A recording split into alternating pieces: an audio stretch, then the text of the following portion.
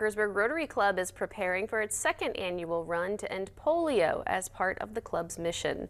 A big part of being a Rotarian is helping fight polio around the world. The club decided to host a 5K last year to raise money for the cause, and they had roughly 150 runners and walkers. They are giving the first 115 people who sign up this year a free t-shirt, and since it falls on Father's Day weekend, they will celebrate fathers too.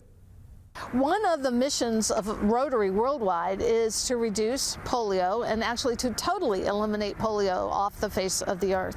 We're really close.